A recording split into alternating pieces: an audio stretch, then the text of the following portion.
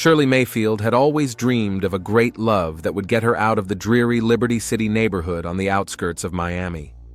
25 years of living among shabby high-rises where every day was like the last taught her not to expect miracles. But the miracle did happen. Edwan Brisbane, with his white-toothed smile and manner as if he owns the world.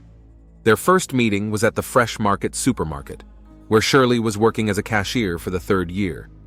Edwan approached her register with a bottle of expensive whiskey and a pack of cigarettes. He wasn't dressed like most of the local guys. Instead of baggy jeans and print t-shirts, he wore a neat polo shirt and arrow pants. "A pretty girl should work in a pretty place," he said then, holding out a $100 bill. She was embarrassed then, but gave her change correctly, despite her trembling hands.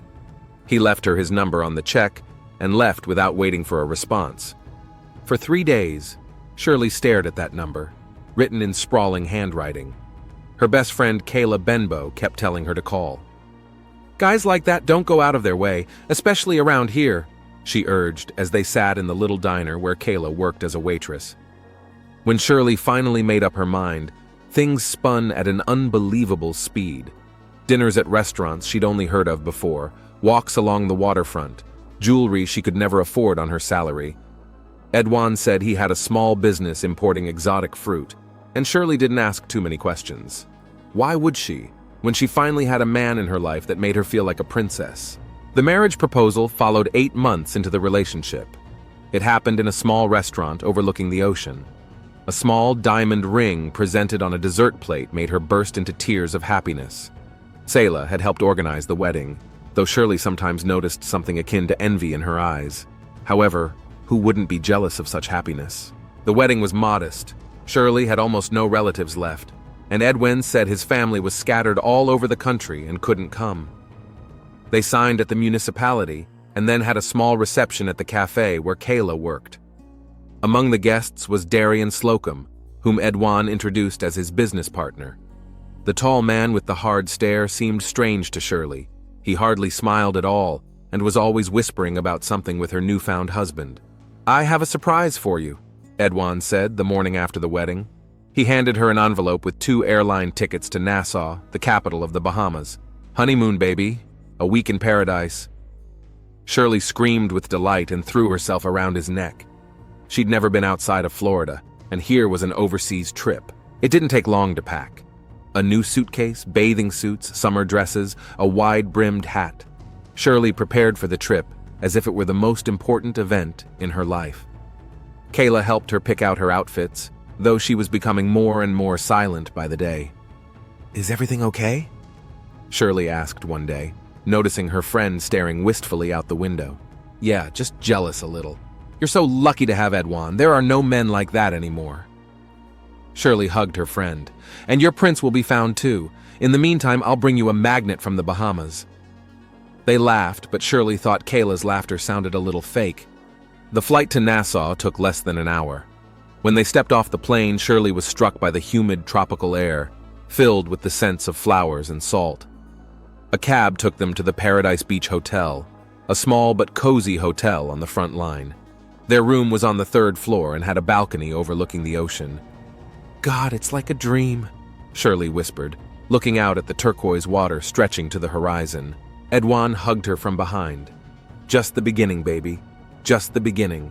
The first 2 days of their honeymoon were perfect. They lounged on the beach, swam in the warm water, ate fresh seafood at beachside restaurants, and made love to the sound of the surf coming in through the open windows. It seemed to Shirley that she finally had what she had always dreamed of: love, care, and a chance to see the world outside her neighborhood. On the 3rd day, something changed. Edwan received a call during breakfast and went out to talk. He came back with a tense face. "Everything okay?" Shirley asked, handing him a cup of coffee. "Yeah, just a business call. Looks like I'll have to be away for a couple hours today. Problems with a supplier." "Here? In the Bahamas? Surprising, isn't it?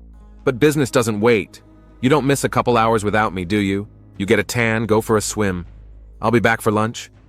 Shirley nodded, though there was an unpleasant tingle inside. A honeymoon should be just for the two of them, shouldn't it? But she didn't want to ruin the vacation with an argument. Edwan left after breakfast, dressed too formally for a beach vacation, in slacks and a long-sleeve shirt. Shirley went to the beach alone. Lying under an umbrella, she watched the vacationers playing volleyball and felt a little lonely. However, Edwin did return for lunch, as promised, and they spent the rest of the day together. On the fourth day, the situation repeated itself, and the fifth. Each time Edwan left for a few hours, came back a little nervous, but quickly pulled himself together and became a caring husband again. Shirley began to worry. What kind of business could he have in the Bahamas? Why didn't he ever talk about it in detail? But every time she tried to broach the subject, Edwan steered the conversation in another direction, or said he didn't want to bore her with business matters. The sixth day of their honeymoon began as usual, with breakfast on the balcony. Edwan was pensive, constantly checking his phone. "Going out again today?" Shirley asked, spreading jam on her toast. "Yes, baby. One last meeting, I promise. And then it's just you and me for the rest of the trip." Shirley sighed. "Why don't I come with you? See what you're up to?" Edwan's face froze for a moment, but he smiled quickly. "It's boring business negotiations. You won't like it. Better go for a swim in the pool. I saw you looking at it." After he left, Shirley did indeed head to the pool. Swimming in the cool water, she reflected on her marriage. She knew so little about her husband. Not his parents, not his childhood friends, not even his exact place of employment. All she had was a beautiful fairy tale about a man who had magically appeared in her life and turned it around. Returning to the room around 3 in the afternoon, Shirley found that Edwan was still gone. She took a shower, changed her clothes, and decided to take a nap, the sun and sea air soaking her. She awoke to a strange sensation. The room was too quiet. "Edwan?" she called out, but there was no answer. Shirley got out of bed and walked to the living room portion of the suite. No one was there. She peeked into the bathroom, empty. Maybe he had come back and left again while she slept? Strange. Usually he always left a note. She pulled out her cell phone and dialed her husband's number. The dial tone went on, but no one answered. Suddenly, Shirley heard a muffled ringtone coming from somewhere in the room. She went to the sound and found that it was coming from behind a door to a small storage room they didn't use. Shirley's heart beat faster. Something was not right. She slowly opened the pantry door and screamed. On the floor, curled up in an unnatural pose, lay Edwan. His white shirt was soaked with blood, and several knife wounds gaped on his chest. His eyes, once full of life and cunning, now stared glassy-eyed at the ceiling. Shirley didn't remember how she ran out into the hallway, how she screamed, how the hotel staff came running and called the police. Everything merged into one nightmarish kaleidoscope, the flashing lights of police cars, the uniformed men photographing her husband's body, the questions, the endless questions to which she had no answers. "Mrs. Brisbane, did you see anyone near your room?" "No. Did your husband have any enemies?" "Yeah, I don't know." "Did he ever talk about problems, threats?" "No, never." "What did he do here in the Bahamas?" "Business. Something to do with importing fruit." The police officer, a young Bahamian with a serious face, made a note in his notebook and sighed. "Mrs. Brisbane, I'm afraid you'll have to stay on the island until the investigation is complete." But after 2 days of questioning and waiting in another hotel, the room where the murder had occurred was the scene of the crime, the local police suddenly changed their minds. She was informed that she could return to Miami. "We will contact Miami police," the same officer said as he escorted her to the airport. "They will continue to investigate there. We have suspicions it has to do with your husband's business in the States." Shirley flew home in a daze.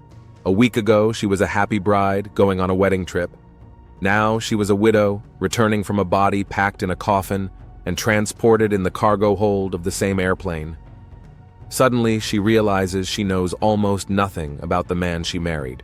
Detective Hung Dorsey was sitting at a desk littered with files and documents when he was informed of a new case. The 42-year-old officer with 15 years of experience in the Miami Police Department's Homicide Division was used to violent crimes, but the death of a newlywed while honeymooning in the Bahamas still sounded unusual, even by the standards of his extensive practice.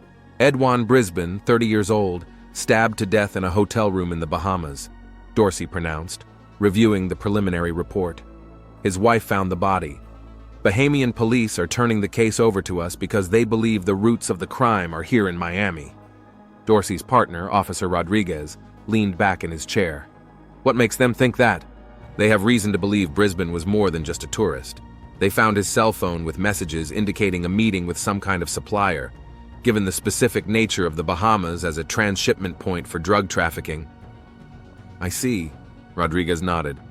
Another dealer who ran into trouble. What about the wife? Not involved, according to preliminary reports. Shirley Mayfield, 25, works as a supermarket cashier. Clean record, no priors. Probably didn't know about her husband's affairs. Detective Dorsey rubbed his chin. His methods were well known in the department. He never jumped to conclusions, scrutinized every detail, and had a special talent for spotting inconsistencies in testimony. Colleagues called him the lie detector man. Let's talk to the widow, Dorsey decided, rising. Is she back in Miami yet? Flew in yesterday, along with her husband's body, now at a friend's house in Liberty City.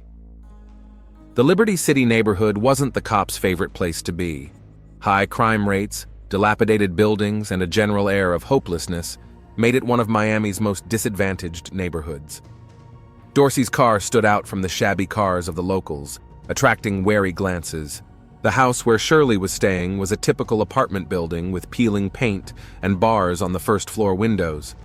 Dorsey went up to the third floor and knocked on the door numbered 312.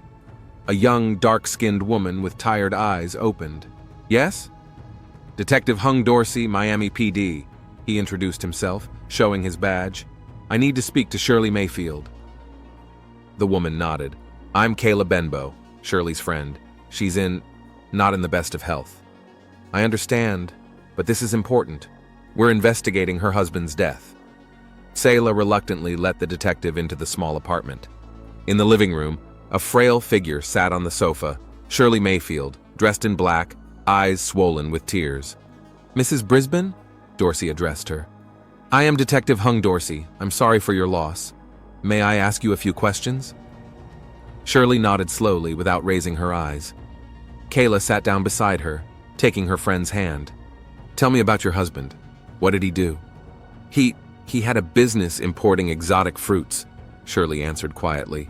At least that's what he said. Where was his office located? Shirley faltered. I don't know exactly.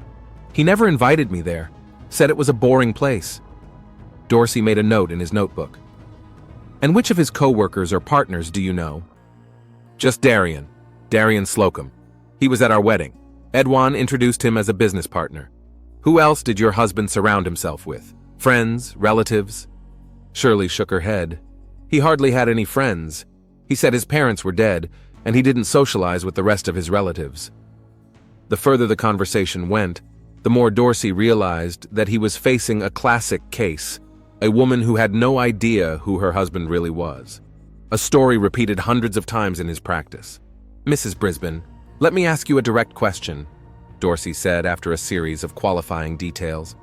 Did you ever suspect that your husband might be involved with drugs? Shirley flinched, and Kayla squeezed her hand tighter. No, never, she replied in a trembling voice. What are you talking about? The Bahamas police have reason to believe your husband wasn't just there for a vacation. They found messages on his phone about a meeting with a supplier. That's a mistake. He was in the fruit business. Perhaps it was a fruit supplier. Dorsey sighed. He hated this part of the job, shattering illusions, showing people the brutal truth, but it was necessary. Mrs. Brisbane, we've checked. There is no registered fruit import company associated with your husband, but his name has come up in several drug distribution investigations, though no direct charges have been made. Shirley covered her face with her hands. Kayla put her arm around her shoulders, casting the detective a judgmental look. You should have prepared her, she hissed. She'd just lost her husband. Better the bitter truth now than unpleasant surprises later, Dorsey replied. Mrs. Brisbane, I need to know all about your husband's last days in the Bahamas. Where did he go? Who was he meeting with? Through tears, Shirley recounted Edwan's strange behavior in recent days, his mysterious absences and unwillingness to explain where he was going. I should have known, she whispered. I should have realized something was wrong. After a 2-hour conversation, Detective Dorsey left Kayla's apartment with a notebook full of notes and a growing list of questions. He needed to find Darian Slocum, the only known business partner of the murdered man. That wasn't proving to be so difficult. Darian Slocum had a criminal record for drug possession and assault, served 3 years, and had been released 2 years ago. He was now officially working at an auto repair shop in Miami's industrial district. Dorsey found him repairing an old Ford. Slocum, seeing the detective's badge, wasn't even surprised. "I knew you'd come," he said, wiping his hands with a rag, "as soon as I heard about Edwan." "How did you hear about his death?" "News travels fast, especially bad news." They settled into the small break room of the machine shop. Darian was tense, but held himself with confidence. "You were Brisbane's business partner," Dorsey began. "Tell me about your business." Darian grinned. "Why the games, detective? You already know everything. Edwan pushed the merchandise. I helped with the logistics sometimes." "Drugs. Call it whatever you want. We preferred the term pharmaceuticals." "And how big was your pharmaceutical business?" Darian shrugged. "Not really. Mid-level. Worked mostly with marijuana, sometimes cocaine. Edwan was smart, never shined, always operated through middlemen. That's why the cops couldn't catch him." "And the trip to the Bahamas?" "Business. Wanted to set up a direct supply line, bypassing the extra people. He had a meeting there with a Jamaican who controls some of the shipping lanes." "And you didn't go with him?" "It was his honeymoon," Darian hummed. "He took his wife with him as a cover. Smart, huh? Who would suspect a drug dealer on a honeymoon trip?" Dorsey watched Slocum's reactions carefully. He spoke freely, as if he had no fear of repercussions. "Where were you the day Brisbane was killed?" "Here in the workshop. 5 people can confirm it, including the boss. I haven't left here in 2 weeks." "Brisbane had enemies?" Darian laughed. "Detective, in our business, we all have enemies. But if you're asking if I know who killed him, no, I don't. Maybe a deal went bad. Maybe someone decided he thought too much of himself." "What about his wife? Did she know about his affairs?" "Shirley?" Darian shook his head. "Nope. She was like a trophy. A nice girl from a poor neighborhood to show off to his friends. Look, I'm a real businessman. I have a beautiful wife. He kept her completely in the dark." After talking to Darian, Detective Dorsey went back to the station and made a preliminary report. The picture was beginning to become clearer. Edwan Brisbane, a small-time drug dealer who was trying to move up the ranks, had been killed during a business meeting in the Bahamas. Most likely the deal had gone badly wrong. But something was bugging Dorsey. Something in the witness statements didn't add up. He decided to talk to the widow again. The next day, Dorsey drove to Liberty City again. This time, Shirley looked more collected, though still depressed. She sat in the kitchen of Tsela's apartment, slowly stirring her tea. "I spoke to Darian Slocum," the detective said, settling in across from her. "He confirmed that your husband was involved in drug distribution." Shirley nodded. "I've been thinking about it all night, remembering little things, his unexpected absences, the phone calls he answered in the other room, the money that would appear out of nowhere. I was so blind. It wasn't your fault. He deliberately kept the truth from you. I should have known. No one from Liberty City makes that much money the honest way." At that moment, Tsela entered the kitchen with a tray of cookies. "Don't beat yourself up," she said to her friend. "Edwan was a good actor. He fooled everyone." Dorsey looked at Tsela carefully. "Did you know Edwan well?" "Not really," the latter replied, sitting down next to Shirley. "Only through Shirley, but he always seemed perfect. Too perfect, as it turned out."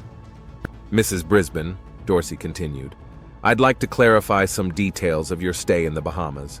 On the day of the murder, when you returned to the room and found your husband's body, was the door locked?" Shirley frowned, trying to remember. "Yes, I think it was. I opened it with my keycard." "And when you left the room, was your husband there?" "No, he left earlier. Said he had an important meeting." "And you didn't see anyone suspicious near the room or in the hotel?" "No. Although..." Shirley suddenly froze. There was one oddity. "When I was coming back from the beach, I thought I saw a familiar figure in the hotel lobby. But it was a moment. I didn't pay any attention." "A familiar figure?" Dorsey was wary. "Yes, someone who reminded me of..." Shirley shook her head. No, that's nonsense. I imagined it. The detective made a note in his notebook. Nothing is foolproof in a murder investigation. Who could you have seen? Shirley glanced at Selah, who was straining to listen to the conversation. I don't know, really. Just a silhouette that seemed familiar. Maybe it was one of the vacationers I've seen on the beach before. Dorsey nodded, but inwardly noted Shirley's strange hesitation. Something was holding her back from a direct answer. Okay, one more question. Darian mentioned that Edwan was planning a meeting with a Jamaican supplier. Did he ever mention his name? No, never. He didn't talk about his business associates. The detective stood up, putting the notebook away. Thank you for your help. I'll let you know if there's any news on the investigation. When he was already at the door, Selah caught up with him. Detective, Shirley isn't guilty of anything. She's the victim in this story. I know that, Miss Benbow, Dorsey replied. But the killer is still at large, and it's my job to find him. Exiting the building, Detective Dorsey stopped in front of his car. Something about this case kept him on his toes. If the room door was locked, and only Shirley and Edwan had keys, how had the killer gotten in? And why had Shirley faltered when she talked about a familiar figure in the hotel? He pulled out his cell phone and dialed his contact at the Bahamas Police Department. Officer Johnson? This is Detective Dorsey from Miami. I need more information on the Brisbane case. Please check the hotel security footage from the day of the murder. Pay particular attention to the third-floor lobby and corridor. Getting into the car, Dorsey thought that perhaps this case was more complicated than it seemed at first glance. Behind the facade of an ordinary drug dealer's showdown, there might be something more personal and intricate. It had been a week since Detective Hung Dorsey had started investigating the murder of Edwan Brisbane. He was sitting in his office studying crime scene photos when the phone rang. Detective Dorsey? This is Officer Johnson from the Bahamas. We've checked the security footage as you requested. Dorsey straightened in his chair. And what did you find? Something interesting. On the day of the murder, about 2 hours before the estimated time of death, a woman entered the hotel. She was wearing sunglasses and a wide-brimmed hat, but when she turned toward one of the cameras, we were able to get a partial image of her face. Did you identify her? No, but she wasn't registered at the hotel, and here's the best part. A camera in the third-floor hallway captured her walking up to the Brisbane suite. She knocks, they open the door, and she goes inside. Dorsey frowned. Who opened the door for her? Edwan Brisbane? The timing is coincidental. His wife was on the beach at the time, as she testified. And when did the woman leave the room? Here's the problem. She didn't come out. At least the cameras didn't capture that.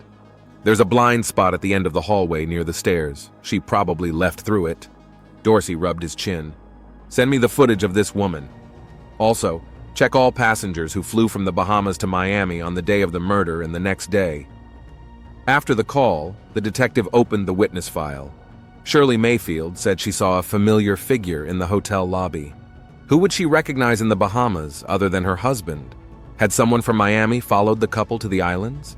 By late afternoon, he'd gotten the photos from the Bahamas police.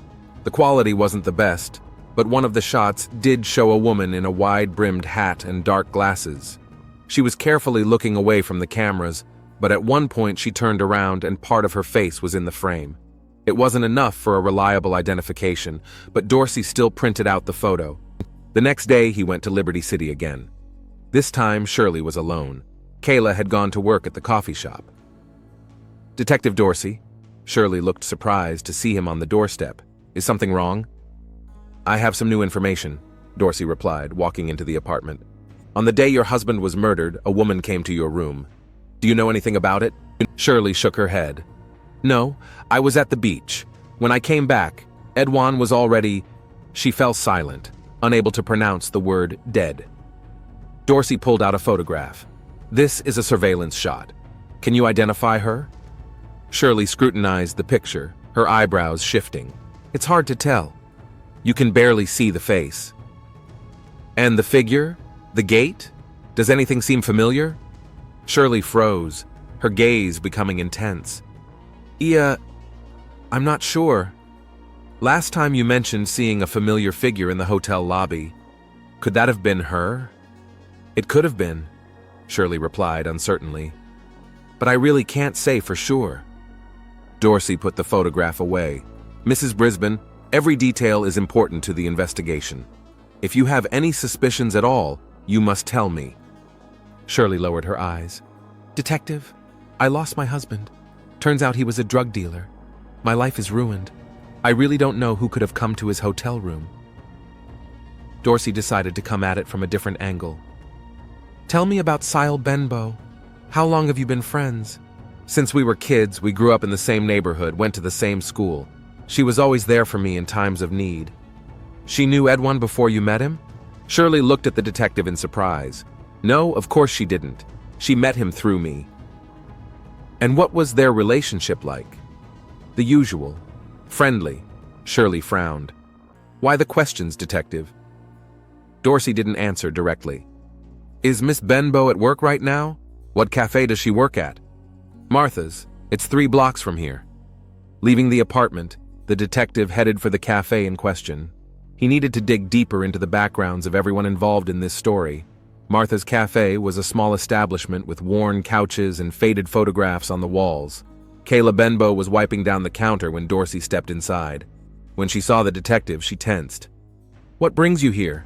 She asked as Dorsey sat down at the counter.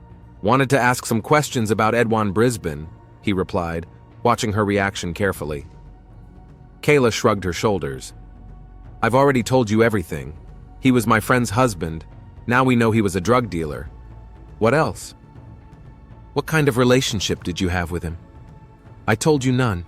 He was Shirley's husband, that's all. That's odd, Dorsey said thoughtfully. Because I checked Brisbane's phone records for the last 6 months. You've called him 37 times. That's a lot for a man with whom you have no relationship. Kayla turned pale, but quickly pulled herself together. We were discussing Shirley's birthday present. He wanted to surprise her. 37 calls in 6 months to discuss a gift? Look, detective, Kayla lowered her voice. I didn't want to say in front of Shirley, but Edwan, he tried to sell me drugs. I refused, but he was persistent. Dorsey stared at her silently, not showing whether he believed her or not. Have you ever been to the Bahamas, Miss Benbow? No, she answered too quickly. I can't afford such trips on a waitress's salary. That's odd because immigration records you entering the Bahamas the day before Brisbane's murder and leaving the day after. It was a lie. Dorsey had not yet received the data from immigration. But Kayla's reaction was worth the risk. She froze, her eyes widening with horror. This is a mistake. This is... Hardly, Dorsey continued calmly. Security cameras also captured a woman who looks like you entering the hotel where the Brisbanes were staying. You can't prove it was me! Sayla raised her voice, drawing the attention of the other visitors. I believe we can, Dorsey replied. Forensics will compare the image from the camera to your photograph. We'll also check your credit card for airline ticket purchases. Kayla lowered her eyes. I want to talk to a lawyer. That's your right. Back at the station, Dorsey did request immigration and financial transaction information for Sayla Benbow. At the same time, he began digging deeper into the backgrounds of everyone involved in this story. It turned out that Kayla and Shirley were indeed childhood friends, but their relationship was not always serene. In high school, there was a serious conflict between them over a guy who preferred Shirley. The girls did not communicate for almost a year until they made up after graduation. Even more interesting was the information about the first meeting of Shirley and Edwan. According to Shirley, they met at the supermarket where she worked, but Dorsey discovered that the week before, Edwan had been at Martha's Cafe and socialized with Kayla. This cast doubt on the coincidence of their meeting. By the end of the day, the results of the check came back. Kayla Benbow did fly to the Bahamas on the days of the murder. She had bought the tickets with cash, but had used her passport, which immigration had recorded. Dorsey gathered all the materials and went to Shirley. She had to know the truth. Shirley looked confused when the detective showed her the documents proving Sayla's trip to the Bahamas. This can't be true, she whispered. Why would Sayla fly for us? I suppose she had a personal interest in your husband, Dorsey replied. The telephone calls, the secret trip, everything indicates that there was something going on between them. Shirley shook her head. No, Sayla couldn't have. She's my best friend. Mrs. Brisbane, people aren't always what they seem. You've already seen that with the example of your husband. Shirley suddenly froze, as if remembering something. Yesterday, Sayla said the strangest thing. We were talking about Edwan, and she said, "He promised me." But she cut the sentence short and changed the subject. I didn't pay much attention to it at the time. What exactly did he promise? I don't know. She didn't finish. At that moment, the front door opened and Sayla entered the apartment. Seeing the detective, she stopped. "What's going on?" she asked, shifting her gaze from Dorsey to Shirley. "Sayla," Shirley said quietly, "why did you fly to the Bahamas on our honeymoon?" Sayla's face contorted. "Who told you? Is it true?" Shirley rose, her voice trembling. Kayla threw the detective a hateful glare. "What did you tell her?" "Just the facts, Miss Benbow," Dorsey replied calmly. "You were in the Bahamas the day of the murder. You went to the Brisbane suite. The security cameras recorded it." "Sayla," Shirley took a step toward her friend, "tell me that's not true. Say you had nothing to do with Edwan's death." Kayla remained silent, her gaze darting between Shirley and the detective. "Miss Benbow," Dorsey continued, "we have enough evidence to arrest you on suspicion of murder. I suggest that you come with me voluntarily to the station and give a statement." Instead of answering, Kayla rushed to the kitchen table and grabbed a knife. "No one is going anywhere!" Dorsey instantly grabbed his gun. "Put the knife down, Miss Benbow!" "Kayla, please," Shirley pleaded. "What are you doing?" "You never understood," Sayla hissed, clutching the knife. "Always you, always Shirley. Beautiful, special Shirley. All the guys choose you, always, and I'm just a shadow, just a loyal friend." "What are you talking about?" "About Edwana!" Kayla shouted.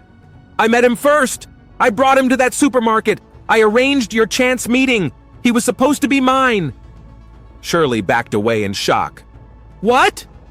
"He used me," Sayla continued, her voice shaking with rage. "Forced me to introduce him to you. Said I wasn't good enough for his image. He wanted a beautiful doll to show people, and he chose you. Miss Benbow," Dorsey's voice was firm, "put the knife down, now." It was as if Sayla hadn't heard him. "He promised he'd leave you after the wedding, said he only wanted your image when in fact he loved me. We were supposed to be together as soon as he got a new contract in the Bahamas." "But that didn't happen," Shirley said quietly, beginning to understand. "No!" Kayla squeezed the knife harder. "I flew to the Bahamas to remind him of our arrangement. He invited me to his room when you were on the beach, and you know what he said? That I was just a convenient tool, that he never loved me and he wasn't going to leave you, that you were his lucky ticket to a respectable life." Tears streamed down Sayla's face. "He used to laugh at me, said people like me always stay in the shadows. He humiliated me. And you killed him," Shirley finished, her face white with shock. "Yes," shouted Kayla. "I grabbed a fruit knife from the table and stabbed him, over and over again. He deserved it. He promised me love and gave me only humiliation." Detective Dorsey slowly approached Sayla without lowering his gun. "Put the knife down, Miss Benbow. You've already made one mistake. Don't make a second." "What difference does it make?" Kayla laughed bitterly. "My life is over. I killed the man I loved most in the world." "Kayla," Shirley stepped forward, "please, we've always been like sisters. Don't make this any worse." For a moment, the former warmth flashed in Sayla's eyes, but it was quickly replaced by coldness. "Sisters, you were always the one who got everything easily. Beauty, attention, love. And me? I was always in the background, always." She raised the knife and lunged at Shirley. Dorsey reacted instantly, lunging forward and knocking Kayla to the ground. The knife fell out of her hand and flew off to the side. The detective quickly flipped the woman onto her stomach and handcuffed her. "Kayla Benbow, you are under arrest on suspicion of the murder of Edwan Brisbane. You have the right to remain silent. Anything you say can and will be used against you in a court of law." Shirley stood with her hands pressed to her mouth, tears streaming down her cheeks. Her whole life, everything she had believed in, had turned out to be a lie. The husband she loved was a manipulative drug dealer. The best friend she trusted more than anyone in the world betrayed her and killed her husband out of jealousy. "Mrs. Brisbane," Dorsey lifted Kayla to her feet. "You'll need to come down to the station to testify." Shirley nodded. unable to utter a word. As the detective was leading Sila out of the apartment, she turned around. "You know, Shirley, I've always envied you. Always. Ever since I was a little girl. But I never thought I could hate you. Until Edwan came along." The door closed, and Shirley was left alone amidst the wreckage of her life. Illusions shattered, revealing the brutal truth about the people she thought were closest to her. At the station, Detective Dorsey finalized the arrest of Kayla Benbow. She confessed to killing Edwan Brisbane while under the influence after he refused to honor his promise to leave Shirley for her. All the evidence corroborated her testimony. The tickets to the Bahamas, the surveillance footage, the knife she'd thrown into the ocean but described with exacting detail. Dorsey closed the case file. Another story of love, betrayal, and jealousy. Such crimes were always the most understandable and at the same time the most tragic. Behind them were not cold calculation and thirst for profit, but the strongest human emotions, pushing ordinary people to terrible deeds. What I see